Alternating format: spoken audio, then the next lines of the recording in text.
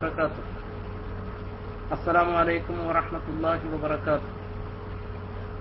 ശബ്ദം കേൾക്കുന്നുണ്ടോ?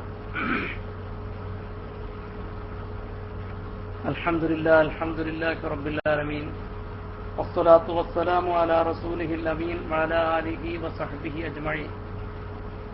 اللهم صل على محمد وعلى آل محمد كما صليت على إبراهيم وعلى آل إبراهيم إنك حميد مجيد.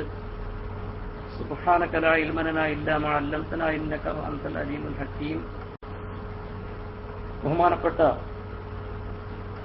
KICR-ലെ സാദാത്തുക്കളെ, പണ്ഡിതന്മാരെ, സ്ഥിരം പഠിതാക്കളെ, അഡ്മിനുകളെ, ഇന്ന് എന്താണ് സംസാരിക്കേണ്ടത് എന്നതിങ്ങനെ ആലോചിച്ചിരിക്കുകയാണ്. ഏതായിരുന്നാലും ബർക്കത്തിന് വേണ്ടി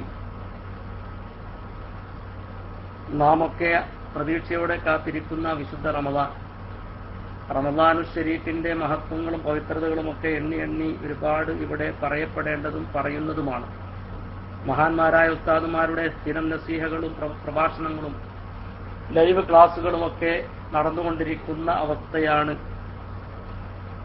ഏതായിരുന്നാലും റമദാനിലെ പ്രധാനപ്പെട്ട ഒരു കർമ്മമാണ് നോമ്പ്. നോമ്പുമായി ബന്ധപ്പെട്ട അതിലേക്കുള്ള ഒരു നമുക്കൊക്കെ ഒരു ഓർമ്മ പുതുക്കൽ എന്ന നിലക്ക് എനിക്ക് അതൊക്കെ പഠിക്കാനും കൂടി, കാരണം അത്യാവശ്യമായ ചില വിഷയങ്ങൾ ഉള്ളതുകൊണ്ട് ആ നിലക്ക് ഒന്ന് രണ്ട് വിഷയങ്ങൾ ശ്രദ്ധയിൽപ്പെടുത്തുകയും അതൊരു പഠനമെന്നോണം നമ്മൾ ഒരു ചിന്തക്ക് വെക്കുകയും ചെയ്യാൻ ഈ സന്ദർഭം ഉപയോഗപ്പെടുത്തുകയാണ്. അള്ളാഹു അനുഗ്രഹിക്കുമാറാവട്ടെ. നമ്മിൽ നിന്ന് നാം ചെയ്യുന്ന ചെറിയ ചെറിയ വിജ്ഞാനം പങ്കുവെക്കലുകളൊക്കെയും അള്ളാഹു കബൂൽ ചെയ്യുമാറാവട്ടെ എന്ന് ആമുഖമായി പ്രാർത്ഥിച്ചുകൊണ്ട്, നോമ്പ് എന്ന് പറയുന്നത്, നോമ്പിന് ഓരോ ഇബാദത്തിനും അതിൻ്റെതായ ചില ആത്മാവുകളുണ്ട്. എല്ലാ ഇബാദത്തിനും അതിൻ്റെതായ മർമ്മം അറിഞ്ഞുകൊണ്ട് അതിൻ്റെ അകം അടുത്തറിഞ്ഞുകൊണ്ടായിരിക്കണം ഒരു വിശ്വാസി അത് ചെയ്യേണ്ടത്. അപ്പോഴാണ് ഒരു ഇബാദത്ത് അതിന്റെ അർത്ഥത്തിൽ അത് നിർവഹിച്ചവനാവുകയുള്ളൂ. ഒരു ആചാരം എന്ന നിലക്ക്, ഒരു ആണ്ടറുതി എന്ന നിലക്ക്, ആണ്ടിൽ വന്നു പോകുന്ന ഒരു സംവിധാനം എന്ന നിലക്ക് നമ്മൾ ചെയ്യേണ്ടുന്നതല്ല ഇബാദത്തുകൾ. ഇബാദത്തുകൾ എന്ന് പറയുന്നത് നമ്മെ സംബന്ധിച്ചിടത്തോളം ഇസ്ലാമിന്റെ സർവ്വ ഇബാദത്തുകളും, ഷഹാദത്ത് കലിമ കഴിഞ്ഞാൽ പിന്നീടുള്ള നിസ്കാരം, നോമ്പ്, സക്കാത്ത്, ഹജ്ജ് തുടങ്ങി സകല കർമ്മങ്ങളും അതിന്റെ മർമ്മം അറിഞ്ഞുകൊണ്ട് ഒരു വിശ്വാസി ചെയ്താൽ അതിന്റെ തിക്തഫലം ആ മനുഷ്യൻ അനുഭവിക്കുക തീർച്ചയാണ്. അപ്പോഴേ അതിന്റെ ആന്തരിക തലങ്ങളിലേക്ക് ഇറങ്ങിച്ചെന്നുകൊണ്ടത് ചെയ്യുമ്പോഴേ ഒരു വിശ്വാസിക്ക് അതിന്റെ ഗുണഫലം യഥാർത്ഥ അർത്ഥത്തിൽ അനുഭവിക്കാൻ സാധിക്കുകയുള്ളൂ. അതുകൊണ്ട് തന്നെ നിസ്കാരം നമ്മൾ നിസ്കരിക്കാറുണ്ട്, പക്ഷെ നിസ്കരിക്കുന്നതിന്റെ അനന്തരഫലം നമ്മിലുണ്ടോ? നോമ്പ് നാം നോൽക്കാറുണ്ട്, അതിന്റെ അനന്തരഫലം നമ്മിൽ അത് ആവാഹിച്ചെടുക്കുന്ന അവസ്ഥ ഓരോ നോമ്പ് കഴിയുമ്പോഴും നമ്മിലുണ്ടോ? അതുപോലെ സക്കാത്ത്, സമ്പത്തുള്ളവർ സക്കാത്തിന്റെ വിഹിതം കണക്ക് വെച്ചത് കൊടുക്കാറുണ്ട്, കൊടുക്കേണ്ടവനാണ്, കൊടുക്കുന്നുണ്ട്. പക്ഷെ അതിന്റെ യഥാർത്ഥ അർത്ഥത്തിൽ അതിന്റെ ഗുണഫലം അവൻ അനുഭവിക്കാറുണ്ടോ? അതുപോലെ ഹജ്ജ് ജീവിതത്തിൽ പല പ്രാവശ്യം ചെയ്തവർ നമ്മുടെ കൂട്ടത്തിലുണ്ട്, ചെയ്തുകൊണ്ടിരിക്കുന്നവരുണ്ട്. ഒക്കെയും അത് ചെയ്തു കഴിയുമ്പോൾ അതിന്റെ അനന്തരഫലം യഥാർത്ഥ അർത്ഥത്തിൽ നമ്മളത് അതിന്റെ ഫലം സാംശീകരിച്ച് എടുക്കാറുണ്ടോ എന്നുള്ള ഒരു വസ്തുത വിശ്വാസികളായ നമ്മൾ റമദാനിന്റെ പൊന്നമ്പിളി ആകാശവാരിൽ ചക്രവാള വിടുന്ന ഈ അസുലഭ മുഹൂർത്തത്തിൽ, ഒരു വർഷത്തിൽ നമുക്ക് ആവർത്തിച്ചു വരുന്ന വിശേഷ ദിവസങ്ങളും സന്ദർഭങ്ങളും, അതിൽ പ്രധാനപ്പെട്ട ഒരു സംഗതിയാണ് റമദാൻ. വിശ്വാസി എന്ന് പറയുന്നവന്റെ മനസ്സ് കുളിർക്കുന്ന, സന്തോഷിക്കുന്ന, മനസ്സിന് ആത്മീയതയിൽ ചാലിച്ച, സന്തോഷത്തിൽ ആറാടുന്ന ഒരു വലിയ മുഹൂർത്തമാണ് വിശുദ്ധ റമദാൻ. നമ്മളെ എങ്ങനെയൊക്കെ വർണ്ണിച്ച് പറഞ്ഞാലും അതിന്റെ അർത്ഥത്തിൽ അതിനുള്ള മലയാള പദങ്ങൾ ഒരുപക്ഷെ ഉണ്ടായിക്കൊള്ളണമെന്നില്ല. ആ രീതിയിൽ പവിത്രമർഹിക്കുന്ന വളരെ വിശുദ്ധമായ ഒരു കർമ്മമാണ് റമദാനിലെ നോമ്പ് എന്ന് പറയുന്നത്. നോമ്പ് എന്ന് പറയുന്നതിന് നിസ്കാരത്തിനുള്ളതുപോലെ, സക്കാത്തിനുള്ളതുപോലെ, ഹജ്ജിനുള്ളതുപോലെ, മറ്റു സകല കർമ്മങ്ങൾക്കുമുള്ളതുപോലെ അതിനും ഒരു ആത്മാവ്, അതിൻ്റെതായ ഒരു ആത്മാവ് ഉണ്ട്. ആ ആത്മാവ് അറിഞ്ഞുകൊണ്ട് ആണ് ഒരു വിശ്വാസി നോമ്പെടുക്കേണ്ടത്. നോമ്പ് ഒരു ആത്മപ്രധാനമുള്ള ഇബാദത്താണ്. ആത്മപ്രധാനമുള്ള ഇബാദത്ത് എന്ന് ഞാൻ പറയുന്നത് വളരെ ബോധപൂർവമാണ്. എന്താണ് അതിൽ ആത്മപ്രധാനം എന്ന് പറയാനുള്ള കാരണം? സത്യത്തിൽ ആത്മാവും ശരീരവും സംബന്ധിക്കുമ്പോൾ, അത് രണ്ടും സംയോജിക്കുമ്പോൾ ആവശ്യമായി വരുന്ന ഒരു സംഗതിയാണ് ഭക്ഷണം. ഭക്ഷണം എന്ന് പറയുന്നത് റൂഹും ജസദും കൂടി സന്നിവേശിപ്പിച്ച ഒരു ബോഡിയിൽ, ഒരു ശരീരത്തിന് വേണ്ടതാണ് ഭക്ഷണം. ആ ഭക്ഷണം കഴിക്കുമ്പോൾ ഉണ്ടാകുന്നതാണ് ആഗ്രഹങ്ങളും അതുപോലെ അത്യാഗ്രഹങ്ങളും എന്നൊക്കെ നമുക്ക് പറയാൻ പറ്റുന്ന മനുഷ്യനിൽ സന്നിവേശിപ്പിച്ചിട്ടുള്ള ആഗ്രഹങ്ങൾ, മനുഷ്യന്റെ സർവമാന ആഗ്രഹങ്ങൾ, അവന്റെ വയറിന്റെ ആഗ്രഹം ഭക്ഷണത്തോടുള്ള ആഗ്രഹമാണ്. അവന്റെ മുഖ്യസ്ഥാനത്തിന്റെ ആഗ്രഹം അത് ലൈംഗിക വിഷയവുമായി ബന്ധപ്പെട്ട ഒരു മനുഷ്യകുലത്തിന്റെ വിപുലീകരണത്തിന്, മനുഷ്യ സമൂഹത്തിന്റെ ഉന്നമനത്തിന്, വളർച്ചയ്ക്ക്, ഉയർച്ചയ്ക്ക് അനിവാര്യമായ ഒരു സംഗതിയാണ് അവന്റെ മുഖ്യസ്ഥാനത്തിന്റെ ആഗ്രഹം എന്നത്. ഈ രണ്ട് ആഗ്രഹവും മനുഷ്യനിലുള്ളതാണല്ലോ. ഇത് ഉണ്ടാകുന്നത് ഭക്ഷണം കഴിക്കുമ്പോൾ ഉണ്ടാകുന്ന ഊർജത്തിൽ നിന്നും അവനിക്ക് ചെയ്യാൻ ചെയ്യുന്ന സംഗതിയാണ്. ഈ രണ്ട് ആഗ്രഹവും ശരീരത്തിൽ റൂഹ് ഉള്ളപ്പോഴാണ് വേണ്ടിവരിക. റൂഹും ശരീരവും ഒന്നിക്കുമ്പോഴാണ്. ആത്മാവ് ഒറ്റയ്ക്ക് ഒരു ഭാഗത്തിരിക്കുമ്പോൾ, ആത്മാവ് ഒരു ഭാഗത്ത് തനിച്ചിരിക്കുമ്പോൾ, ബോഡിയിൽ നിന്ന് വിട്ടിരിക്കുന്ന ഒരു ആത്മാവിന് ഭക്ഷണത്തിന്റെ ആവശ്യമില്ല. അവന് അതുപോലെ മറ്റു സുഖ ആഡംബരങ്ങളുടെ ആവശ്യം വരികയില്ല. എന്നാലോ അനുഭവിക്കുന്ന സ്വർഗത്തിലെയും മഹ്ശറിലെയും ഖബറിലെയും ഒക്കെ അനുഭവവേദ്യങ്ങൾ അത് നമ്മൾ വേറെ ചർച്ച ചെയ്യപ്പെടേണ്ടതാണ്. ഈ ഭൗതിക ലോകത്ത് ജീവിക്കുന്ന ഒരു മനുഷ്യനെന്ന നിലക്ക്, ഒരു വിശ്വാസിയെ സംബന്ധിച്ചിടത്തോളം അവന്റെ ശരീരത്തിന് ആഗ്രഹമുള്ള വളരെ സുപ്രധാനമായ കാര്യങ്ങളെ അവൻ മാറ്റിവെക്കുന്നു. അത് ആവശ്യമായി വരുന്നത് റൂഹും ജസദും ഉള്ളപ്പോഴാണ്. ഈ റൂഹും ജസദും ഉള്ളപ്പോഴാണ് അത് അവൻ അള്ളാഹുവിന്റെ തൃപ്തി ആഗ്രഹിച്ചുകൊണ്ട്, അവന്റെ പ്രീതി കാംക്ഷിച്ചുകൊണ്ട്, അവനിലുള്ള ഇഷ്ടവും തൃപ്തിയും മാത്രം പ്രതീക്ഷിച്ചുകൊണ്ട്, അള്ളാഹുവിന്റെ അടിമ എന്ന ബോധത്തോടുകൂടി ഉടമയുടെ മുമ്പിൽ അവന്റെ പ്രീതിയെ കാംക്ഷിച്ചുകൊണ്ട് മാത്രം അവൻ ഇതിൽ നിന്ന് വിട്ടുനിൽക്കുന്ന ആ ഒരു രീതിശാസ്ത്രം, അതാണ് നോമ്പ്. അതുകൊണ്ട് തന്നെയാണ് നോമ്പ് എന്ന് പറയുന്നത് ആത്മപ്രധാനമുള്ള ഒരു ഇബാദത്താണ്. ആത്മപ്രധാനമുള്ള ഇബാദത്താണ്. നോമ്പിന്റെ നിർവചനം എന്താണ് പറഞ്ഞത്? നോമ്പ് അൽ-ഇംസാകു അമ്മാ തനാസഅ ഇലൈഹി നഫ്സു, ശരീരം ഏതൊന്നിലേക്കാണോ വഴുതിപ്പോകുന്നത് അതിനെ തൊട്ട് പിടിച്ചു നിൽക്കലാണ് നോമ്പ്. അമ്മാ തനാസഅ ഇലൈഹി നഫ്സു, ശരീരം ഏതൊന്നിലേക്ക് വഴുതിപ്പോകുന്നുവോ അതിനെ തൊട്ട് പിടിച്ചു നിൽക്കുക എന്നതാണ്. അങ്ങനെ വഴുതിപ്പോകുന്ന അവസ്ഥ എപ്പോഴാണ് ഉണ്ടാവുക ഒരു മനുഷ്യരിൽ? ആ മനുഷ്യരിലുള്ള ബോഡിയിൽ അവന്റെ ദേഹിയും ദേഹവും ഒന്നിക്കുമ്പോഴാണ്. ദേഹി സെപ്പറേറ്റ് ആകുമ്പോൾ അങ്ങനെ ഒരു അവസ്ഥ അവനുണ്ടാവില്ല. അതുപോലെ ജസദ് ബോഡി മാത്രം ഒരു ജീവച്ഛവമായി കിടക്കുന്ന ഒരു ബോഡിക്ക് ഇപ്പറഞ്ഞ സംഗതികളുടെ ഒന്നും ആവശ്യം വരില്ല. ഇത് രണ്ടും സംയോജിക്കുമ്പോഴാണ്, സംഗമിക്കുമ്പോഴാണ് ഈ അന്നപാനാദികളും സുഖഭോഗങ്ങളും മനുഷ്യനിൽ ജനിക്കുക, അതിനോടുള്ള കൊതി ഉണ്ടാവുക.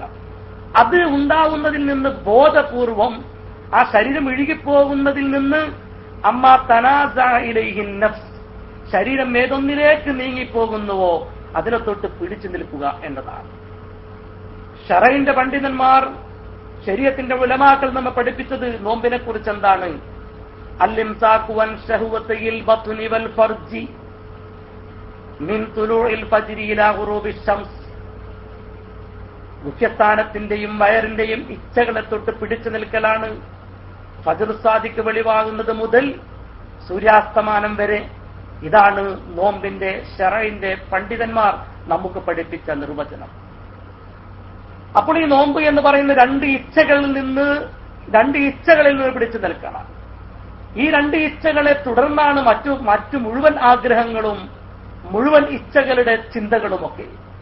അതുകൊണ്ട് മനുഷ്യനെ യഥാർത്ഥ അർത്ഥത്തിൽ അതിന്റെ മർമ്മമറിഞ്ഞുകൊണ്ട് നിയന്ത്രിക്കുന്ന, നിയന്ത്രണ വിധേയമാക്കുന്ന, തഖ്വയിലേക്ക് വലിച്ചു കൊണ്ടുപോകുന്ന വളരെ മർമ്മപ്രധാനമായ ഒരു ഇബാദത്താണ് നോമ്പ് എന്ന് നമുക്ക് ഇതിൽ നിന്ന് മനസ്സിലാക്കി തരുന്നു. ഈ വിട്ടുനിൽക്കൽ അതിന് ഫലമുണ്ടാവണം. ആ വിട്ടുനിൽക്കലിൽ നിന്ന് അതിന്റെ അനന്തരഫലം ഉണ്ടായേ പറ്റൂ. രാവിലെ മുതൽ വൈകുന്നേരം വരെ കുറെ അന്നങ്ങളെ തൊട്ട് വിട്ടുനിൽക്കുക, സർവ്വ വിനോദങ്ങളിലും ഏർപ്പെടുക, തോന്നിവാസങ്ങളിലും ഏർപ്പെടുക, നാവും ശരീരവും കയ്യും കാലും ഒക്കെയും യാതൊരു ലൈസൻസുമില്ലാതെ മറ്റു പല രീതിയിലും ഉപയോഗപ്പെടുത്തുക, വെറും അന്നങ്ങളെ തൊട്ട് വിട്ടുനിൽക്കുക, ഇതെല്ലാം നോമ്പ് എന്ന് മഹാനായ പ്രവാചകൻ സല്ലല്ലാഹു അലൈഹി വസല്ലമ തങ്ങൾ നമ്മെ പഠിപ്പിച്ചിട്ടുണ്ടല്ലോ. അതുകൊണ്ട് ആത്മപ്രധാനമുള്ള വളരെ പരിശുദ്ധമായ ഒരു ഇബാദത്താണ് നോമ്പ് എന്ന് നമുക്ക് ഇതിൽ നിന്നും നമുക്ക് മനസ്സിലാക്കി തരുന്നുണ്ട്. വളരെ വിശദമായി ഒരു വിശ്വാസി ചിന്തിക്കേണ്ടുന്ന ഒരു മേഖലയാണിത്. ഒരു വിശ്വാസിയെ സംബന്ധിച്ചിടത്തോളം ഇതൊരു ആചാരമായി ഇങ്ങനെ കടിച്ചു കടത്തേണ്ടുന്നതല്ല, വളരെ ചിന്തയോടുകൂടി ചെയ്യേണ്ടുന്ന ഒരു ഇബാദത്താണ് നോമ്പ്. അപ്പോൾ നോമ്പ് എന്ന് പറയുന്നതിനാൽ ഉണ്ടാകുന്ന ആ ഒരു അനന്തരഫലം അതാണ് യഥാർത്ഥത്തിൽ തഖ്വ എന്ന് പറയുന്നത്. നിസ്കാരം കൃത്യമായി ചെയ്യുന്നവന്റെ ശരീരത്തിൽ അഴുക്കു വല്ലതും ഉണ്ടോ എന്ന് പ്രവാചകൻ ചോദിച്ചപ്പോൾ സഹാബത്ത് പറഞ്ഞത് ഇല്ല എന്നാണ്. അവിടെ ശുദ്ധീകരണ പ്രക്രിയ നടക്കുകയാണ്. സകാത്തിനും ഖുദ് മിൻ അംവാലിഹിം സദഖത്തൻ തുതഹിറുഹും വതുസക്കീഹിം എന്നാണ്. അവരെ പരിശുദ്ധമാക്കുകയും പവിത്രമാക്കുകയും തസ്കിയത്ത് ചെയ്യുകയും ചെയ്യും സകാത്തിന്റെ മുതല് അതിൽ നിന്ന് നീക്കിവെക്കുമ്പോൾ. ഹജ്ജ് ചെയ്യുമ്പോ ഒരു കുഞ്ഞ് പ്രസവിച്ച ദിനം പോലെയുള്ള അവസ്ഥയാണ് ആ മനുഷ്യനിൽ ഉണ്ടാവുന്നത് എന്ന് അതൊക്കെ മറ്റു പല സന്ദർഭങ്ങളിൽ നമ്മൾ വിശദീകരിക്കപ്പെട്ടതാണ്. ഞാൻ പറഞ്ഞുകൊണ്ടുവരുന്നത് എല്ലാ കർമ്മങ്ങൾക്കും അതിൻ്റെതായ അറിഞ്ഞ് ചെയ്യുകയാണെങ്കിൽ അതിനാലുണ്ടാകുന്ന ഒരു ഭക്തി നിർഭരമായ ഒരു അവസ്ഥാവിശേഷം വിശ്വാസിയിൽ ഉണ്ടാകും. അതാണ് നോമ്പിന്റെ അനന്തരഫലം. അപ്പോൾ നോമ്പിന്റെ യഥാർത്ഥ ആത്മാവ് അറിഞ്ഞുകൊണ്ട് യഥാർത്ഥ മർമ്മം ഉൾക്കൊണ്ടുകൊണ്ട് ചെയ്യുമ്പോൾ അവൻ യഥാർത്ഥ തഖ്വയുള്ളവനും മുത്തഖിയുമായി പരിണമിക്കും എന്ന് വിശുദ്ധ ഖുർആനിൽ അല്ലാഹു സുബ്ഹാനഹു വ തആല നമ്മെ പഠിപ്പിക്കുന്നു. വിശുദ്ധ ഖുർആനിൽ ആയത്തുണ്ടല്ലോ, യാ അയ്യുഹന്നാസ് ഉഅ്ബുദൂ റബ്ബക്കുമുല്ലദീ ഖലഖക്കും വല്ലദീന മിൻ ഖബ്ലിക്കും ലഅല്ലക്കും തത്തഖൂൻ. യാ അയ്യുഹന്നാസേ, ജനങ്ങളെ, ഉഅ്ബുദൂ റബ്ബക്കും, നിങ്ങളുടെ റബ്ബിനെ നിങ്ങൾ ആരാധിക്കുക. അല്ലദീ, എങ്ങനത്തെ റബ്ബാണ്? ഖലഖക്കും, നിങ്ങളെ അവൻ സൃഷ്ടിച്ചിരിക്കുന്നു. വല്ലദീന മിൻ ഖബ്ലിക്കും, നിങ്ങളുടെ മുമ്പുള്ളവരെയും അവൻ സൃഷ്ടിച്ചിരിക്കുന്നു. അങ്ങനെയുള്ള റബ്ബിനെ നിങ്ങൾ ആരാധിക്കുക. നിങ്ങൾ അവനിക്ക് മാത്രം ആരാധിക്കുക, അവനെ ആരാധിക്കുക. എന്തിന്? ലഅല്ലക്കും തത്തഖൂൻ, നിങ്ങൾ തഖ്വയുള്ളവരാവാൻ വേണ്ടി. അപ്പൊ നിങ്ങളെയും നിങ്ങളുടെ മുൻഗാമികളെയും ഒക്കെ പടച്ച തമ്പുരാനെ നിങ്ങൾ ആരാധന ചെയ്യുക, ഇബാദത്ത് എടുക്കുക, നിങ്ങൾ തഖ്വയുള്ളവരാവാൻ വേണ്ടി. ഇതേപോലെ വിശുദ്ധ ഖുർആൻ മറ്റൊരിടത്ത് പറയുന്നുണ്ടല്ലോ, യാ അയ്യുഹല്ലദീന ആമനൂ കുതിബ അലൈക്കുമുസ് സിയാം കമാ കുതിബ അലല്ലദീന മിൻ ഖബ്ലിക്കും ലഅല്ലക്കും തത്തഖൂൻ. യാ അയ്യുഹല്ലദീന ആമനൂ, ഏ വിശ്വസിച്ചതായ ജനങ്ങളെ, കുതിബ അലൈക്കുമുസ് സിയാം, നിങ്ങളുടെ മേൽ നോമ്പിനെ നിർബന്ധമാക്കപ്പെട്ടിരിക്കുന്നു. കമാ കുതിബ അലല്ലദീന മിൻ ഖബ്ലിക്കും, നിങ്ങളുടെ മുൻഗാമികളുടെ മേൽ നോമ്പിനെ നിർബന്ധമാക്കപ്പെട്ടതുപോലെ ലഅല്ലക്കും തത്തഖൂൻ, നിങ്ങൾ തഖ്വയുള്ളവരാവാൻ വേണ്ടി. അപ്പൊ ഏതൊരു ഇബാദത്ത് എടുത്താലും അതിന്റെ അനന്തരഫലം തഖ്വയാണ്. ഏതൊരു ഇബാദത്ത് ചെയ്താലും, ഏതൊരു ഒരു അമൽ, ഒരു ഇബാദത്ത് അള്ളാഹുവിന്റെ പ്രീതി കാംക്ഷിച്ചുകൊണ്ട് അതിന്റെ മർമ്മം അറിഞ്ഞുകൊണ്ട് ചെയ്താൽ അതിന്റെ അനന്തരഫലം തഖ്വയാണ് എന്നാണ് വിശുദ്ധ ഖുർആനിന്റെ ഈ 2 ആയത്തുകളും നമ്മെ പഠിപ്പിക്കുന്നത്. ഒരിടത്ത് യാ അയ്യുഹന്നാസ്, ജനങ്ങളെ എന്നാണ് പറഞ്ഞത്. ഇവിടെ തൗഹീദിൽ അധിഷ്ഠിതമായി, തൗഹീദിൽ വിശ്വസിച്ചതിന് ശേഷം ജനങ്ങളെന്ന് പറയുന്ന വിശ്വസികളും അവിശ്വസികളുമല്ലാത്ത മുഴുവൻ ജനസമൂഹത്തോടും പറയുന്നു, നിങ്ങൾ അള്ളാഹുവിനെ ആരാധിക്കണം. നിങ്ങളെയും നിങ്ങളുടെ മുൻഗാമികളെയും സൃഷ്ടിച്ച് പരിപാലിച്ച് പോറ്റുന്ന, അവർക്ക് വെള്ളവും വായുവും വെളിച്ചവും ഒക്കെ സംവിധാനിച്ച് ഇവിടെ എല്ലാവിധ ഭൗതിക സാഹചര്യങ്ങളും ഒത്തിണക്കി അവരെ പോറ്റി വളർത്തുന്ന ജഗന്നാഥനായ റബ്ബിനെ നിങ്ങൾ ആരാധിക്കണം. അവർ ഷഹാദത്ത് കലിമയിലേക്ക് പ്രവേശിക്കുന്നത് ഇബാദത്താണ്. ആ പ്രവേശിക്കുന്നതോടുകൂടി അവരറിയാതെ ഒരു സംസ്കരണ പ്രക്രിയ നടക്കുന്നു. അങ്ങനെ നിസ്കരിക്കുമ്പോൾ, നോമ്പെടുക്കുമ്പോൾ, സക്കാത്ത് എടുക്കുമ്പോൾ, ആ മനുഷ്യൻ ഹജ്ജ് ചെയ്യുമ്പോൾ അവനറിയാതെ അവൻ ലഅല്ലക്കും തത്തഖൂൻ, നിങ്ങൾ തഖ്വയുള്ളവർ ആവാൻ വേണ്ടി നിങ്ങൾ തഖ്വയിൽ അധിഷ്ഠിതമായി പോകും, സ്വമേധയാ ആയി പോകും. അത് ഓട്ടോമാറ്റിക്കാണ്, അത് ഓട്ടോമാറ്റിക്കൽ സംഭവമാണ്.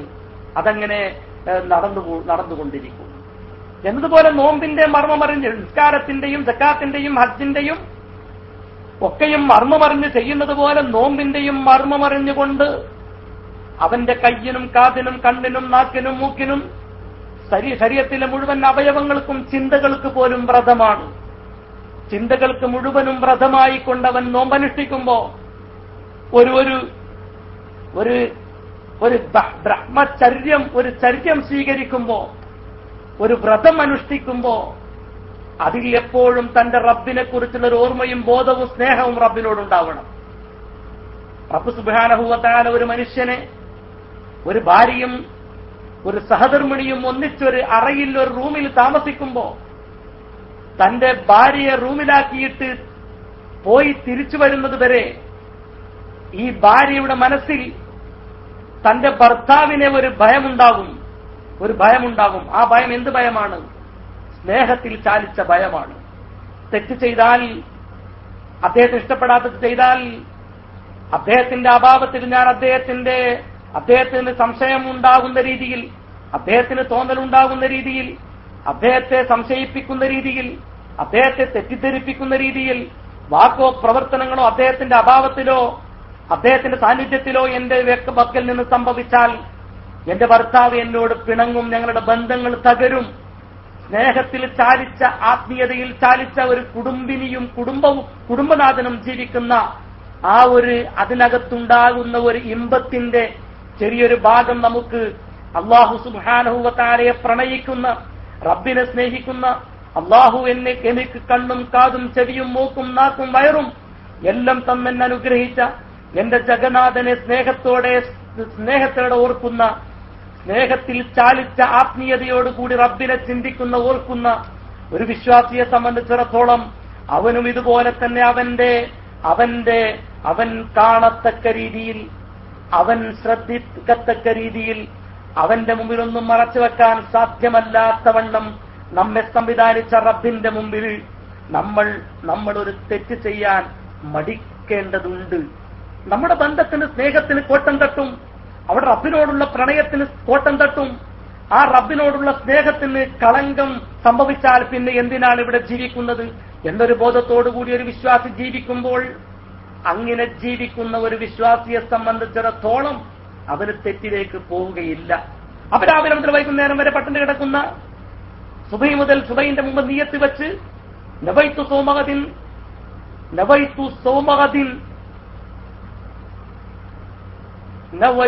സൗമഗദിൻ സുന്നത്ത് നോമ്പിന്റെ നിയ്യത്താ മനസ്സിൽ വരുന്നത്. നവൈത്തു സൗമഗദിൻ, അൽവാഫി ഉസ്താദ് അവിടെ ഒന്ന് എഴുതിക്കുക, നവൈത്തു സൗമഗദിൻ,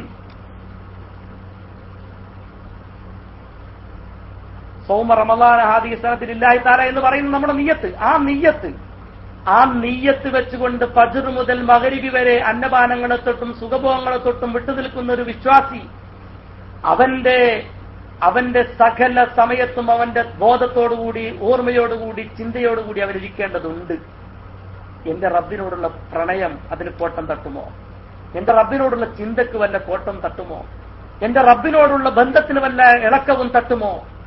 അവിടെ സ്ഫോടനാത്മകമായ ബന്ധത്തിന് തകർച്ച സംഭവിച്ചാൽ, സ്ഫോടനാത്മകമായ രീതിയിൽ എന്തെങ്കിലും ഒരു തകർച്ച സംഭവിച്ചാൽ, പിന്നെ ഞാൻ എന്റെ റബ്ബിനെ എങ്ങനെ സംവദിക്കും, എങ്ങനെ അവനോട് അഭിമുഖീകരിക്കും എന്നൊരു ചിന്തയുള്ളോടത്തോളം കാലം ഒരു മനുഷ്യൻ, ഒരു വിശ്വാസി, അത് നേരത്തെ നിയ്യത്ത് നവൈതു സൗമഗദിൻ അൻ അദാഇ ഫർദ് റമളാൻ ഹാദി ഫർദ് ഷഹർ റമളാൻ ഹാദി സനത്തിലില്ലാഹി തആല എന്ന നിയ്യത്ത്, ആ നിയ്യത്ത് വെച്ച് ഫജ്ർ സ്വാദിഖ് മുതൽ മഗ്രിബ് വരെ അന്നപാനാദികളെ തൊട്ട് സുഖഭോഗങ്ങളെ തൊട്ട് വിട്ടു നിൽക്കുന്ന ഒരു വിശ്വാസി, അവൻ സദാ ചിന്തയിൽ ആണ്ടിരിക്കണം.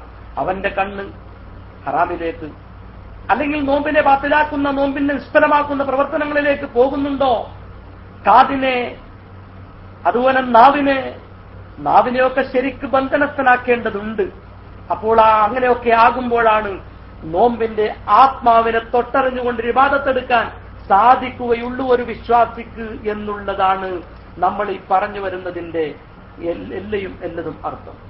സത്യത്തിൽ എല്ലാവരും നോമ്പെടുക്കുന്നുണ്ട്, ഓരോ നോമ്പും കഴിഞ്ഞു പോകുന്നുണ്ട്, ഓരോ നിസ്കാരങ്ങളും കഴിഞ്ഞു പോകുന്നുണ്ട്. 5 നേരം നിസ്കരിക്കുന്നവരൊക്കെയും നമ്മളൊക്കെ നമ്മുടെ മനസ്സിനോട്, നമ്മുടെ ശരീരത്തോട്, നമ്മുടെ ചിന്തയോട് നമ്മൾ ചോദിക്കണം, എന്താണ് നമ്മുടെ അവസ്ഥ? നമുക്ക് എന്തെങ്കിലും മാറ്റമുണ്ടോ? നമുക്ക് വല്ലതും ഒരു ചേഞ്ച് നമ്മിൽ ഉണ്ടാകുന്നുണ്ടോ എന്നുള്ള ഒരു ചിന്തയെക്കുറിച്ച് വിശ്വാസികൾ ബോധവാനാവേണ്ടതുണ്ട്. അപ്പൊ സർവ്വ ഇബാദത്തുകളും ലഅല്ലക്കും തത്തഖൂൻ, നോമ്പും ലഅല്ലക്കും തത്തഖൂൻ, സർവ്വതും ആത്മസംസ്കരണത്തിന് വേണ്ടിയാണ്. സർവ്വ ഇബാദത്തിന്റെയും അനന്തരഫലം തഖ്വയിലേക്ക് മനുഷ്യൻ വഴുതി നീങ്ങിപ്പോകും എന്നാണ്. അപ്പോൾ ആ തഖ്വ, അതാണ് നമുക്ക് കൈമുതലാക്കാനുള്ളത്. അപ്പൊ ഭക്ഷണത്തൊട്ട് വിട്ടു നിൽക്കുന്നത് കൊണ്ട് വ്യക്തമായ ഫലം ഉണ്ടാവണം. ഫലശൂന്യമായ രീതിയിലുള്ള അവസ്ഥ ഉണ്ടായിക്കൂടാ നോമ്പിന്. നമ്മളൊക്കെ ഭക്ഷണം കഴിക്കുന്നുണ്ടല്ലോ. എന്തിനാ ഭക്ഷണം കഴിക്കുന്നത്? ഭക്ഷണം കഴിക്കുന്നത് വിശപ്പ് ശമിക്കാനും ആരോഗ്യം സംഭരിക്കാനുമാണല്ലോ ഒരു മനുഷ്യൻ ഭക്ഷണം കഴിക്കുന്നത്. ആ ഭക്ഷണം നമ്മൾ കഴിക്കുമ്പോ നല്ല പോഷകമൂല്യമുള്ള ഭക്ഷണങ്ങൾ, നല്ല വിറ്റാമിൻ ഐറ്റംസുകളൊക്കെ നമ്മൾ കഴിക്കും. എന്തിനാണ്? നമ്മുടെ ശരീരത്തിന്റെ ആരോഗ്യം സമ്പുഷ്ടമാക്കാനാണ്, സമ്പന്നമാക്കാനാണ്. അതുപോലെ വിശപ്പ് ശമിക്കാനാണ്. ഈ രണ്ട് ലക്ഷ്യത്തിന് വേണ്ടിയാണ് ഒരു മനുഷ്യൻ ഭക്ഷണം കഴിക്കുന്നത്. അപ്പോ നല്ല പോഷകമൂല്യങ്ങളുള്ള ഭക്ഷണം കഴിക്കുന്നു. അതിന് പൈസ ചെലവഴിക്കുന്നതോ അതല്ലെങ്കിൽ മറ്റ് കഷ്ടപ്പെടുന്നതോ, ഒരുപക്ഷെ നാമൊക്കെ ജീവിക്കുന്ന നമ്മുടെ റൂമിൽ, നമ്മുടെ ചുറ്റുപാടിൽ നമ്മൾ തന്നെ കഷ്ടപ്പെട്ട് തന്നെ വിഭവസമൃദ്ധമായ ഭക്ഷണങ്ങൾ ഉണ്ടാക്കാൻ ശ്രമിക്കുന്നു. എന്തിനാണ്? നല്ല പോഷകമൂല്യങ്ങളുള്ളത് നാം നമ്മുടെ കൈകൊണ്ട് തന്നെ പ്രത്യേകം ശ്രദ്ധിച്ച് വൃത്തിയോടുകൂടി ഉണ്ടാക്കി കഴിക്കാൻ വേണ്ടി, നമ്മുടെ ശരീരത്തിന് സമ്പുഷ്ടമാക്കാൻ വേണ്ടി നമ്മൾ കഠിനാധ്വാനം ചെയ്ത് ഭക്ഷണം കഴിക്കുന്നു. എന്നതുപോലെ തന്നെ ഈ ആരാധനകൾ സമയവും സന്ദർഭവും ഒക്കെ നോക്കി അതിന്റെ മർമ്മങ്ങൾ അറിഞ്ഞ് ഫലപുഷ്ടിയോടുകൂടിയുള്ള അതിന്റെ മർമ്മങ്ങൾ അറിഞ്ഞുകൊണ്ടുള്ള ഓരോ ആരാധനയുടെയും ആത്മാവിനെ തൊട്ടറിഞ്ഞുകൊണ്ടുള്ള ഇബാദത്തുകളാണ് വിശ്വാസികൾ എടുക്കേണ്ടത്. അപ്പോൾ നോമ്പെടുക്കുന്ന ഒരു വിശ്വാസിയെ സംബന്ധിച്ചിടത്തോളം എന്ന് പറയുന്ന അവസ്ഥയിലേക്ക് അതപ്പതിച്ചുകൂടാ ഒരു വിശ്വാസി. പ്രവാചകൻ സല്ലല്ലാഹു അലൈഹി വസല്ലമ തങ്ങൾ നമ്മെ പഠിപ്പിക്കുന്നു, കമ്മിൻ സ്വാഇമിൻ, എത്രയെത്ര നോമ്പുകാരാണ്, ലൈസ മിൻ സിയാമിഹി, അവന്റെ നോമ്പിനാലു ഇല്ല ഇല്ലൽ ജൂ വല്ലതഷ്, വിശപ്പും ദാഹവുമല്ലാതെ ഒന്നും അവൻ അനുഭവിച്ചിട്ടില്ല, ഒരു ഫലവുമില്ല, ഫലശൂന്യമായ നോമ്പ്.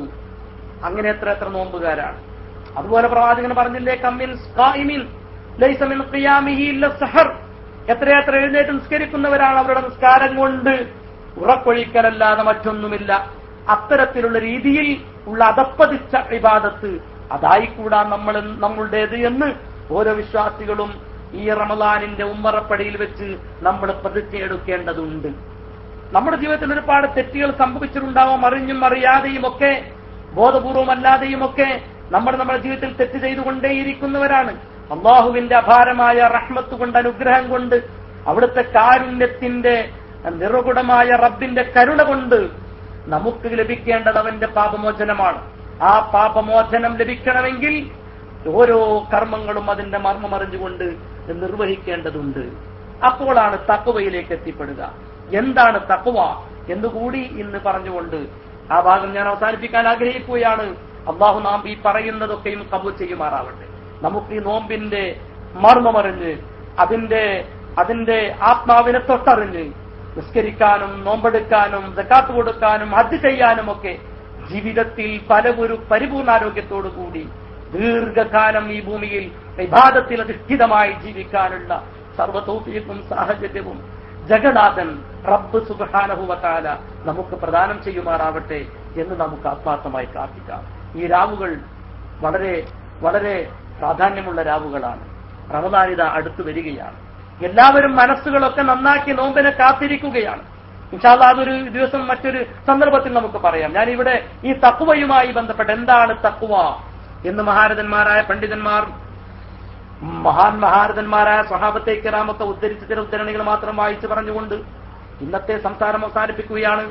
വിശുദ്ധ ഖുർആൻ അല്ലാഹു സുബ്ഹാനഹു വ തആല പറയുന്നത് എന്താണ് നോമ്പ് എന്ന് പറയുന്നത്? ആരോടാണ് നോമ്പിനെ കുറിച്ച് ഉദ്ബോധനം നടത്തിയത്? സർവ്വ ഇബാദത്തുകളും ഷഹാദത്ത് കഴിയും മുതൽ ഹജ്ജ് വരെയുള്ള മുഴുവനെ കുറിച്ചുമാണ്. യാ അയ്യുഹന്നാസു ഉബ്ദു റബ്ബക്കും എന്ന് പറയുന്നതിന്റെ അർത്ഥതലങ്ങളിൽ വരേണ്ടത്. പക്ഷേ യാ അയ്യുഹല്ലദീന ആമനു, വിശ്വസിച്ചതായ ജനങ്ങളെ ആരോടാണ് ഉദ്ബോധനം? അത് വിശ്വാസികളോടാണ്. മാത്രമല്ല യാ അയ്യുഹല്ലദീന ആമനു കുതിബ അലൈക്കുമുസ് സിയാം കമാ കുതിബ അലല്ലദീന മിൻ ഖബലിക്കും, നിങ്ങളുടെ മുൻഗാമികളുടെ മേൽ കൂടി നിർബന്ധമാക്കപ്പെട്ടതുപോലെ അവർക്കും ഇതുണ്ടായിരുന്നു. അതുകൊണ്ട് നിങ്ങൾക്ക് മാത്രമുള്ള ഒരു സംഗതിയല്ല, നിങ്ങളുടെ മുൻഗാമികളായ ആളുകൾക്കും ഇത് ഉണ്ടായിരുന്നു എന്ന അർത്ഥത്തിൽ ഇത് വിശദീകരിക്കേണ്ടതുണ്ട്. അത് ഞാനിപ്പോൾ അതിലേക്ക് ഇറങ്ങുന്നില്ല. ഏതായിരുന്നാലും അവർക്ക് കൂടി നിർബന്ധമാക്കപ്പെട്ടതുപോലെ നിങ്ങൾക്കും ഈ നോമ്പിന് നിർബന്ധമാക്കപ്പെട്ടിരിക്കുന്നു. ലഅല്ലക്കും തത്തഖൂൻ, നിങ്ങൾ തഖ്വയുള്ളവരാവാൻ വേണ്ടി. എന്താണ് അപ്പോൾ നോമ്പിന്റെ അനന്തരഫലം? നോമ്പ് യഥാർത്ഥ അർത്ഥത്തിൽ ചെയ്താൽ അതുകൊണ്ട് കിട്ടാവുന്നത് അവൻ സ്വമേധയാ ഓട്ടോമാറ്റിക്കൽ തഖ്വയിൽ അധിഷ്ഠിതമായ ജീവിതം നയിക്കുന്നതായി നമുക്ക് കാണാൻ സാധിക്കും. അപ്പോൾ മഖ്ബൂലായ ഉംറ നിർവഹിച്ച മഖ്ബൂലായ ഒരു നോമ്പനുഷ്ഠിക്കുന്നവൻ, മഖ്ബൂലായി നിസ്കരിക്കുന്നവൻ, അവൻ തഖ്വയിൽ അധിഷ്ഠിതമായിട്ടായിരിക്കും ജീവിക്കുക.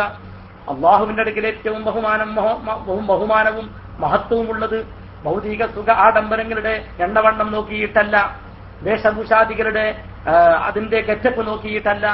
നമുക്ക് അള്ളാഹുവിന്റെ അടുക്കലുള്ള സ്വീകാര്യത, ബഹുമതിയും മഹത്വവും ഒക്കെ ഉള്ളത് ഇന്ന അക്രമക്കും ഇൻദല്ലാഹി അത്ഖാക്കും, നിങ്ങളിൽ ഏറ്റവും ഉന്നതരാണ് നിങ്ങൾ തഖ്വയുള്ളവർ, നിങ്ങളിൽ മഹത്വമുള്ളവർ, നിങ്ങളിൽ ബഹുമാനമുള്ളവർ, നിങ്ങളിൽ കറാമത്തുള്ളവർ, നിങ്ങളിൽ ബഹുമാനം നിശ്ചയിക്കപ്പെട്ടവർ അത് തഖ്വയിൽ അധിഷ്ഠിതമായി ജീവിക്കുന്നവരാണ്. തഖ്വ എന്ന് പറഞ്ഞാൽ അള്ളാഹുവിനെ ഭയപ്പെടുക എന്നതാണ്, റബ്ബിനെ ഭയപ്പെട്ട് ജീവിക്കുക എന്നതാണ്. അപ്പോൾ ഞാൻ നേരത്തെ പറഞ്ഞ ഭയം നിങ്ങൾ ഓർമ്മയിൽ വരേണ്ടതുണ്ട്. ആ ഭയം എന്ന് പറയുന്നത് സ്നേഹത്തിലും ആത്മീയതയിലും ചാലിച്ച ഒരു ഭയമാണ്. അതല്ലാതെ അള്ളാഹു എന്ന് പറയുമ്പോൾ അള്ളാഹുവിനെ പ്രണയിക്കണം നമ്മൾ. അള്ളാഹു എന്ന് പറയുമ്പോൾ അത് ഇന്ന് പല പ്രസംഗങ്ങളുടെയും പ്രബന്ധങ്ങളുടെയും ഒക്കെ ഒരു മായാവലയത്തിൽ ഇന്ന് അള്ളാഹു എന്ന് പറയുന്നത് കേൾക്കുമ്പോൾ എന്തോ ഒരു ഭീമാകാരമായ സംഭവമായിട്ട് മനുഷ്യൻ വീക്ഷിക്കുന്നു. മനുഷ്യൻ ആ നിലക്ക് അള്ളാഹുവിനെ കാണുന്നു. അള്ളാഹു റഹ്മാനാണ്, അവൻ റഹീമാണ്, അവൻ കരുണാമയമായി തന്റെ അടിമകളെ നോക്കുകയും വീക്ഷിക്കുകയും ചെയ്യുന്നവനാണ്. പക്ഷേ ധിക്കാരപൂർവ്വം തെറ്റ് ചെയ്താൽ, അഹന്തയോടുകൂടി തെറ്റ് ചെയ്താൽ, അഹങ്കാരത്തോടുകൂടി തെറ്റ് ചെയ്താൽ ഇന്ന അദാബി ലശദീദ് എന്ന് അല്ലാഹു സുബ്ഹാനഹു വ തആല പറഞ്ഞിട്ടുണ്ട്. അത് രണ്ടും നമ്മൾ ഒരേപോലെ വായിക്കേണ്ടതുണ്ട്. പക്ഷേ റബ്ബിനെ സ്നേഹിക്കണം, അള്ളാഹുവിനെ പ്രണയിക്കണം. ആ പ്രണയത്തിൽ അധിഷ്ഠിതമായ സ്നേഹനിധിയായ റബ്ബ് സുബ്ഹാനഹു വ തആലയുടെ അടുക്കൽ മഹത്വം നിനക്കുണ്ടാകുന്നത് നീ തഖ്വയിൽ അധിഷ്ഠിതമായി ജീവിക്കുമ്പോഴാണ്. ബഹുമാനപ്പെട്ട അലി റളിയല്ലാഹു തആല എന്ന് പറയുന്നു, ദോഷത്തിൽ സ്ഥിരമാകാതിരിക്കലാണ് തഖ്വ എന്ന് പറഞ്ഞാൽ. ദോഷത്തിൽ സ്ഥിരമായി ദോഷം ചെയ്യുന്ന അവസ്ഥ. ചില ആളുകൾ ഒരു തെറ്റ് എപ്പോഴും ചെയ്യാം, ഞാൻ ഒരു തെറ്റേ ചെയ്യുന്നുള്ളൂ, അത് എനിക്ക് ഏതായാലും ഒഴിവാക്കാൻ കഴിയില്ല എന്ന് ചിന്തിക്കുന്നൊരു മനോഭാവം. അങ്ങനെ ഒരു തെറ്റിൽ സ്ഥിരമായി, ദോഷത്തിൽ സ്ഥിരമായി ഇങ്ങനെ കഴിയുക എന്ന അവസ്ഥയാണ് തഖ്വ എന്ന് ചില മഹാന്മാർ, ബഹുമാനപ്പെട്ട അലി റളിയല്ലാഹു തആല അൻഹുവിനെ തൊട്ട് റിപ്പോർട്ടിൽ വന്ന ചില ഉദ്ധരണികൾ കാണാം. അതുപോലെ വേറെയും അലി റളിയല്ലാഹു അൻഹു പറഞ്ഞതായിട്ട് നമുക്ക് കാണാൻ സാധിക്കും. ഏതായാലും ഹസൻ റളിയല്ലാഹു അൻഹുവിനെ തൊട്ട് വന്ന ഉദ്ധരണിയിൽ കാണുന്നത് അള്ളാഹുവിനേക്കാൾ മറ്റാരെയും നീ തെരഞ്ഞെടുക്കാതിരിക്കലാണ്. അള്ളാഹുവിനെ അല്ലാതെ മറ്റൊരാളെയും ഏതൊരു കാര്യത്തിലും, എല്ലാ കാര്യത്തിലും അല്ലാഹുവിനെയല്ലാതെ തിരഞ്ഞെടുക്കാതിരിക്കലാണ്. അതാണ് തഖ്വ എന്ന് ചില മഹാന്മാർ ഉദ്ധരിക്കുന്നു. അതുപോലെ സർവ്വകാര്യങ്ങളും അല്ലാഹുവിന്റെ അനുവാദത്തോടും അവന്റെ ശക്തിയാലുമാണ് എന്ന് നീ അറിയലാണ്. എല്ലാ കാര്യങ്ങളും ഇവിടെ ഉണ്ടാകുന്നത് ഖൈറും ഷർറും, ഗുണവും നന്മയും തിന്മയും, അതുപോലെ ആചാരവും അനാചാരവും നീതിയും അനീതിയും ഒക്കെ ഇവിടെ ഉണ്ടാകുന്നത് നാം അനുഭവിക്കുന്ന സുഖദുഃഖ സമ്മിശ്രമായ ഈ ഭൗതിക ജീവിതത്തിലെ സർവ്വതും അവൻ അനുഭവിക്കുന്നത് ഏത് നിലക്കാണ്? അവൻ അത് അള്ളാഹുവിന്റെ ശക്തിയാലും അനുവാദത്താലുമാണ് എന്ന് അവൻ ചിന്തിക്കലാണ്. ബഹുമാനപ്പെട്ട അലി റളിയല്ലാഹു തആല അൻഹു, ഞാനത് വായിക്കാൻ പോകുന്നുണ്ട് ഇൻഷാ അല്ലാഹ്. അതുപോലെ അലി റളിയല്ലാഹു തആല അൻഹു പറഞ്ഞ വചനം ബഹുമാനപ്പെട്ട ഉസ്താദ് അവിടെ എഴുതിയിട്ടുണ്ട്, ഞാനത് വായിക്കാനിരിക്കുന്നുണ്ട്. അൽ ഖൗഫു മിനൽ ജലീൽ, ജലീലായ തമ്പുരാനെ ഭയപ്പെടലാണ്. ബഹുമാനപ്പെട്ട അലി റളിയല്ലാഹു തആല അൻഹു പറഞ്ഞതാണത്. അൽ ഖൗഫു മിനൽ ജലീൽ, ജലാലായ തമ്പുരാനെ ഭയപ്പെടുക. അതുപോലെ വൽ അമലു ബിത്തൻസീൽ, ഇറങ്ങിയ അല്ലാഹുവിന്റെ വിശുദ്ധ ഖുർആനിൽ ഈ ഭൂമിലോകത്തേക്ക് ഇറങ്ങിയ സന്ദേശങ്ങൾ, കൽപ്പനകൾ, ആ കൽപ്പനകളെ അതിൽ വാജിബായതും സുന്നത്തായതും എന്തൊക്കെയുണ്ടോ അതൊക്കെയും തന്റെ കർമ്മോദത്തിൽ കൊണ്ടുവരലാണ്. ഇവിടെ ഒരു മരണവാർത്ത, എന്റെ ഭാര്യയുടെ വല്ലുമ്മ എന്ന് മരണപ്പെട്ടു, അവരുടെ പരലോക വിജയത്തിന് വേണ്ടി ദുആ ചെയ്യുക. ഡോക്ടർ റഹ്മാൻ ബി എന്ന് പറയുന്ന ഐഡിയിലുള്ള സുഹൃത്തിന്റെ ഭാര്യയുടെ വല്യമ്മ മരണപ്പെട്ട വിവരമാണ് എഴുതി കാണിക്കുന്നത്. ഇന്നാ ലില്ലാഹി വ ഇന്നാ ഇലൈഹി റാജിഊൻ. അല്ലാഹു ആ മഹദിയുടെ ബർസഖിയായ ജീവിതം സന്തോഷകരമാക്കി കൊടുക്കുമാറാവട്ടെ. മഗ്ഫിറത്തും റഹ്മത്തും അല്ലാഹു പ്രദാനം ചെയ്യുമാറാവട്ടെ. ഇൻഷാ അല്ലാഹു തആല ഉസ്താദുമാർ ആരെങ്കിലുമൊക്കെ ആ വിഷയത്തിൽ പ്രത്യേകം ദുആ ചെയ്യും. അവരെയും നമ്മയുമൊക്കെ ജന്നാത്തുൽ ഫിർദൗസിൽ അല്ലാഹു ഒരുമിച്ച് കൂട്ടുമാറാവട്ടെ എന്ന് പ്രാർത്ഥിച്ചുകൊണ്ട് ഞാൻ എന്റെ വിഷയത്തിലേക്ക് വരികയാണ്. അലി റളിയല്ലാഹു അൻഹു തഖ്വയെ കുറിച്ച് പറഞ്ഞത് എന്താണ്? അൽ ഖൗഫു മിനൽ ജലീൽ, ജലാലായ തമ്പുരാനെ ഭയപ്പെടുക. വൽ അമലു ബിത്തൻസീൽ, വിശുദ്ധ ഖുർആനിൽ ഇറങ്ങിയ ആജ്ഞകൾ മുഴുവനും അനുസരിക്കുക.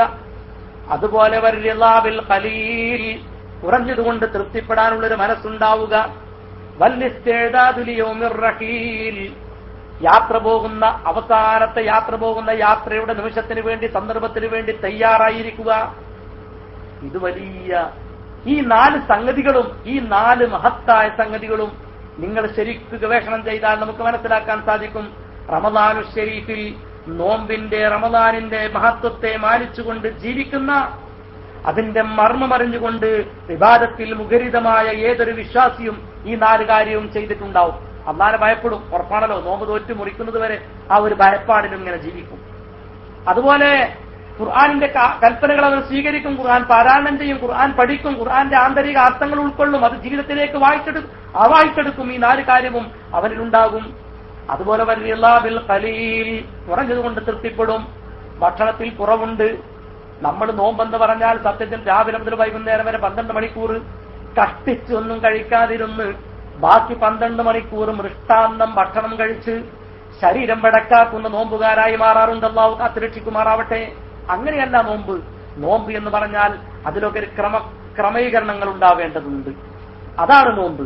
ആ നോമ്പ് കുറഞ്ഞ രീതിയിലുള്ള ഒരു തൃപ്തിയുമൊക്കെ ഒരു വിശ്വാസിക്കും നോമ്പുകാരനും ഉണ്ടാവേണ്ടതുണ്ട്. അതുപോലെ വല്ലിസ്തിഅദാദു ലിയൗമിർ റഹീൽ, അവസാന നാളിലേക്ക്, അവസാനത്തെ യാത്ര പോകാനുള്ള തയ്യാറെടുപ്പ്. ഈ 4 സംഗതികളും ആണ് യഥാർത്ഥത്തിൽ തഖ്വ എന്ന് മഹാനായ ഇമാം അലി റളിയല്ലാഹു തആല അൻഹു നമ്മെ പഠിപ്പിക്കുന്നു.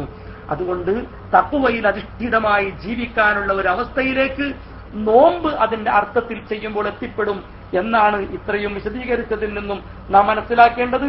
അതുപോലെ നിന്റെ യജമാനൻ ഏർപ്പെടുത്തിയ നിരോധിത മേഖലകളിൽ മേയുന്നവനായി നിന്നെ കാണാതിരിക്കലാണ്. അള്ളാഹു നിരോധിച്ച മേഖലകൾ, ഹറാമായ മേഖലകളിൽ, ഹറാമായ അനുവദനീയമല്ലാത്ത നിഷിദ്ധമായ മേഖലകളിൽ നമ്മൾ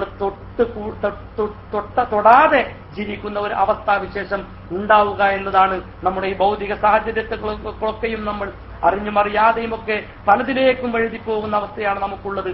അള്ളാഹു നമ്മെ കാത്തുരക്ഷിക്കുമാറാവട്ടെ. അവന്റെ ഇഷ്ടത്തിലും തൃപ്തിയിലും അവന്റെ റിളയിലുമൊക്കെ ജീവിക്കാനുള്ള സർവഭൗതിക സാഹചര്യങ്ങളും അള്ളാഹു നമുക്ക് പ്രദാനം ചെയ്യുമാറാവട്ടെ എന്ന് നമുക്ക് പ്രാർത്ഥിക്കാം. അതുപോലെ ഈ തഖ്വയാണ് നോമ്പാചരണത്തിന്റെ യഥാർത്ഥ പ്രതിഫലം എന്ന് നമ്മൾ മനസ്സിലാക്കണം. അപ്പോൾ നോമ്പെടുത്ത് കഴിയുന്ന ഒരു വിശ്വാസിയെ സംബന്ധിച്ചിടത്തോളം നിങ്ങളൊന്ന് ചിന്തിച്ചു നോക്കൂ. 30 ദിവസം നോമ്പനുഷ്ഠിക്കുന്ന ഒരാള് 30 ദിവസത്തെ തന്റെ ഒരു ട്രെയിനിങ് കഴിഞ്ഞ് ഒരു ഇന്റർവ്യൂവിന് ഒരു 20 ദിവസത്തെ ട്രെയിനിങ്ങിന് പോയ ഒരാള് അവൻ പോകുന്നത് പോലെ തന്നെയാണ് തിരിച്ചു പോരുമ്പോഴുമെങ്കിൽ എന്താണ് പിന്നെ അവന്റെ അവസ്ഥയുള്ളത്? അതുകൊണ്ട് 30 ദിവസം കഴിയുമ്പോൾ നമ്മൾ ഒരു തദ്രീബുർ റബ്ബാനിയ എന്നതിനെ കുറിച്ച് പണ്ഡിതന്മാർ പറയുന്നുണ്ട്. നോമ്പ് എന്ന് പറഞ്ഞാൽ അത് റബ്ബാനിയായ ഒരു തദ്രീബാന ഒരു പരിശീലനമാണ്. അള്ളാഹുവിന്റെ പക്കൽ നിന്നുള്ള ഒരു പരിശീലനമാണ് വിശ്വാസികൾക്ക്. ആ തദ്രീബുർ റബ്ബാനിയിൽ ഇഴുകിച്ചേർന്ന ഒരു വിശ്വാസി 30 ദിവസവും വളരെ കഷ്ടപ്പെട്ട് അവൻ തന്റെ വയറും മനസ്സും ശരീരവുമൊക്കെ സംശുദ്ധീകരിച്ച് ഇങ്ങനെ ക്രമീകരിച്ചു വന്ന അവൻ 31ാമത്തെ ദിവസം പിന്നീട് പെരുന്നാളിന്റെ അന്ന് സുബഹി ഖളാ ആവുന്ന അവസ്ഥയല്ല അവനുണ്ടാവേണ്ടത് അവൻ കൂടുതൽ ഭക്തനും ശക്തനും ഈമാനികമായ ശക്തനും അതുപോലെ വലിയ ഭക്തനും ആയിത്തീരേണ്ടതുണ്ട്. ഭക്തി എന്ന ശക്തി കൊണ്ട് അവൻ സർവ്വതിനെയും കീഴടക്കാനുള്ള മാനസികാവസ്ഥയിലേക്ക് ഉയരുകയാണ് ഒരു വിശ്വാസി നോമ്പ് കഴിയുന്നതോടുകൂടി ഉണ്ടാവേണ്ടത്. ആ നിലക്കാണ് അല്ലാഹു സുബ്ഹാനഹു വ തആല നോമ്പിനെ സംവിധാനിച്ചിട്ടുള്ളത് എന്ന് നമ്മൾ പ്രത്യേകം മനസ്സിലാക്കേണ്ടതുണ്ട്. ഏതായിരുന്നാലും ഞാൻ ചുരുക്കുകയാണ്. നോമ്പിന്റെ അനന്തരഫലം അത് നമ്മൾ ഈ പറഞ്ഞതുപോലെ അള്ളാഹുവിന്റെ ഒരു തദ്രീബാണ്. ആ തദ്രീബ് കഴിയുമ്പോഴുള്ള അനന്തരഫലം അത് നമ്മൾ അനുഭവിക്കേണ്ടതുണ്ട്. അപ്പൊ ഷഅബാനും ശവ്വാലും ഒരു വിശ്വാസിക്ക് സമമാകാൻ പാടില്ല. ഷഅബാനും ശവ്വാലും ഒരു വിശ്വാസിയെ സംബന്ധിച്ചിടത്തോളം സമമായി കൂടാ. അവന് തുല്യമായി കഴിയുമ്പോൾ അവൻ മനസ്സിലാക്കണം എവിടെയോ എന്തോ ഒന്ന് എന്നെ വഞ്ചിക്കപ്പെട്ടിട്ടുണ്ടെന്ന് മനസ്സിലാക്കണം. അത് മഹാനായ പ്രവാചകൻ സ്വല്ലല്ലാഹു അലൈഹി വസല്ലം തങ്ങൾ നമ്മെ പഠിപ്പിക്കുന്നുണ്ട്. ഷഅബാനും ശവ്വാലും ഒരു വിശ്വാസിയുടേത് സമമായി കൂടാ. നോമ്പ് 30 കഴിയുമ്പോൾ അവന് സ്വഭാവമാറ്റം ഉണ്ടാവേണ്ടതുണ്ട്, അവരിൽ ആത്മസംസ്കരണം ഉണ്ടാവേണ്ടതുണ്ട്. അപ്പോൾ നമ്മൾ ചെയ്യുന്ന നോമ്പും നിസ്കാരവും ഒക്കെ അതിന്റെ അർത്ഥതലങ്ങളിൽ സംഭവിക്കുന്നുണ്ടോ എന്ന് ഈ റമളാനിന്റെ പടിവാതിലിക്കൽ എത്തി നിൽക്കുന്ന നമുക്ക് ഒരു വിചിന്തനം നടത്താൻ, എന്റെ ശരീരത്തിനെ ഓർമ്മപ്പെടുത്താനും എന്റെ ശരീരത്തിനെ ഉപദേശിക്കുവാനും നിങ്ങളെ ഓർമ്മപ്പെടുത്താനും വേണ്ടി മാത്രമാണ് ഞാൻ ഈ സന്ദർഭം ഉപയോഗപ്പെടുത്തിയത്. അള്ളാഹു കബൂൽ ചെയ്യുമാറാവട്ടെ. നമ്മുടെ ഈ പ്രസ്ഥാനത്തിന് നേതൃത്വം വഹിക്കുന്ന മുഴുവൻ നേതാക്കന്മാർക്കും അള്ളാഹു ദീർഘായുസ്സും ആരോഗ്യവും ശിക്ഷത്തും പ്രദാനം ചെയ്യുമാറാവട്ടെ. അവരുടെയൊക്കെ കാൽ കീഴിലായി ഭരിക്കുന്നതുവരെ പ്രസ്ഥാനത്തിൽ അടിയുറച്ചു നിൽക്കാനുള്ള സർവ്വതൗഫീഖും സാഹചര്യവും അള്ളാഹു നമുക്ക് പ്രദാനം ചെയ്യുമാറാവട്ടെ. അള്ളാഹു നമ്മുടെ ഈ പ്രസ്ഥാനത്തിന് നിന്നും മരണപ്പെട്ടു പോയ മുഴുവൻ സാദാത്തുക്കൾ, ഉലമാക്കൾ, ഉമറാക്കൾ, സാധാരണക്കാർ, യുവാക്കൾ, വിദ്യാർത്ഥികൾ തുടങ്ങി മരിച്ചുപോയ മുഴുവൻ ആളുകളുടെയും കബറിടം അള്ളാഹു വെളിച്ചമാക്കി കൊടുക്കുമാറാവട്ടെ. അതുപോലെ ഇന്ന് നേതൃത്വം വഹിക്കുന്ന മുഴുവൻ ആളുകൾക്കും അള്ളാഹു ഇജ്ജത്തും റാഹത്തും സലാമത്തും പ്രദാനം ചെയ്യുമാറാവട്ടെ. ഈ റമളാനുൽ ശരീഫ് അതിന്റെ അർത്ഥത്തിൽ ഉൾക്കൊള്ളാൻ, യഥാർത്ഥ അർത്ഥത്തിൽ അത് നമ്മൾ മനസ്സിലാക്കി ജീവിക്കാൻ ഉള്ള സാഹചര്യവും തൗഫീഖും അള്ളാഹു നമുക്ക് പ്രദാനം ചെയ്യുമാറാവട്ടെ. നമുക്ക് ഇഷ്ടാനുസരണം വേണ്ടതുപോലെ മക്കയിൽ പോകാൻ, ഉംറ നിർവഹിക്കാൻ, എഴുത്തിക്കാപ്പിരിക്കാൻ, വിശുദ്ധ ഖുർആനുമായി ബന്ധപ്പെടാൻ, വിജ്ഞാനം പഠിക്കാൻ പഠിപ്പിക്കാൻ, അതുപോലെ ഹദീസ് പഠിക്കാൻ പഠിപ്പിക്കാൻ, വിവിധ അള്ളാഹുവിന്റെ ദീനി ഉലൂമുകളൊക്കെയും ജീവിതത്തിലേക്ക് ആവാഹിച്ചെടുക്കാൻ അള്ളാഹു നമുക്ക് തൗഫീഖ് പ്രദാനം ചെയ്യുമാറാവട്ടെ എന്ന് പ്രാർത്ഥിച്ചുകൊണ്ട് നമ്മുടെ ഈ സുഹൃത്ത് ഡോക്ടറുടെ ഭാര്യയുടെ വല്യമ്മ ഫാത്തിമ കുന്നുംപുറം എന്ന മഹദി ഇഹലോകവാസം വിടിഞ്ഞ വിവരമാണ് അറിയിച്ചിട്ടുള്ളത്. ആ മഹദിയുടെ ഖബറിടം അള്ളാഹു വെളിച്ചമാക്കി കൊടുക്കുമാറാവട്ടെ. അവരുടെ ബർസഖിയായ ജീവിതം സന്തോഷകരമാക്കി കൊടുക്കുമാറാവട്ടെ. അള്ളാഹു അവരെയും നമ്മയും ഒക്കെ ജന്നാത്തുൽ ഫിർദൗസിൽ ഒരുമിച്ച് കൂട്ടുമാറാവട്ടെ. ഈ മാസത്തിന്റെ ഈ ദിവസങ്ങളുടെ ഒക്കെ ഹഖ് ജാഹ് ബർക്കത്ത് കൊണ്ട് അവരൊക്കെയും അള്ളാഹു മഗ്ഫിറത്തും റഹ്മത്തും പ്രദാനം ചെയ്യുമാറാവട്ടെ. നമ്മിൽ നിന്ന് മരിച്ചുപോയ നമ്മുടെ പിതാക്കന്മാർ, വല്യമ്മമാർ, അതുപോലെ അമ്മാവൻ, അമ്മായി തുടങ്ങി ബന്ധപ്പെട്ട മുഴുവൻ ആളുകൾ, എന്റെ നാട്ടുകൾ മഖാമിന്റെ പരിസരത്ത് അന്ത്യവിശ്രമം കൊള്ളുന്ന എന്റെ ബന്ധുമിത്രാദികളായ ആളുകൾ, കൂട്ടുകാർ, സ്നേഹിതന്മാർ, ഗുരുനാഥന്മാർ തുടങ്ങി ഒട്ടനവധി മഹാന്മാരായ ആളുകൾ ആ മഖ്ബറയുടെ പരിസരത്ത്, നാട്ടുകൾ മഖാമിന്റെയും പള്ളിയുടെയും പരിസരത്ത് അന്ത്യവിശ്രമം കൊള്ളുന്നുണ്ട്. അവരുടെയൊക്കെയും കബറിടം അള്ളാഹു വെളിച്ചമാക്കി കൊടുക്കുമാറാവട്ടെ.